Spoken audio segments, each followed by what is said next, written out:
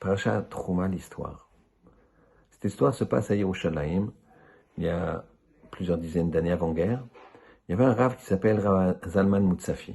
À l'époque, il y avait une grande pauvreté en Israël et Tel Aviv était encore une ville encore plus pauvre que Yerushalayim. Un jeune homme est monté de Tel Aviv à Yerushalayim pour trouver un travail. Et comme il avait besoin de conseils, il a été voir le grand Rav Zalman Mutsafi. Le Rav s'est penché sur la situation de ce jeune homme, lui a donné ses conseils, lui a dit tu pourrais travailler ici ou là, regarde, cherche dans telle direction. Et après il lui a dit mais tu as un peu d'argent pour te nourrir en attendant? Et le jeune homme de dire en baissant les yeux, j'ai rien.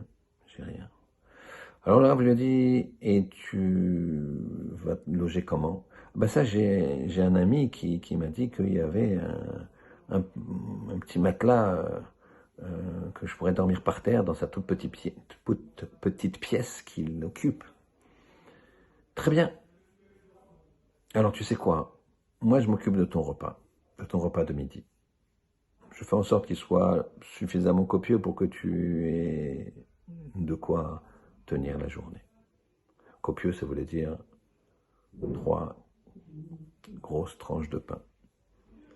Et effectivement, le Rav Mutsafi interrompait son seder, son étude, pour aller apporter tous les jours, à 13h, un petit sac contenant 3 morceaux de pain conséquents, qui permettaient à ce jeune homme donc de tenir.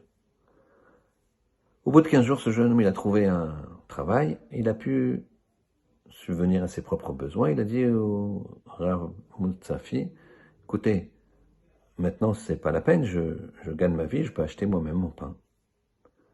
Et le Rav lui a dit ok. Quelques années plus tard, ce jeune homme apprit que le Rav Mutsafi, c'est pas du pain entre guillemets banal qu'il lui donnait. C'était son propre déjeuner. Le Rav Mutsafi a quasiment jeûné 15 jours par chesed, par amour pour son prochain. Il partait, le Rav Mutsafi, le matin sans manger. Son épouse lui donnait quelques morceaux de pain, il mangeait ça à midi et le soir, c'était que une soupe vaguement colorée. Et donc, il s'est contenté de cette soupe pendant 15 jours.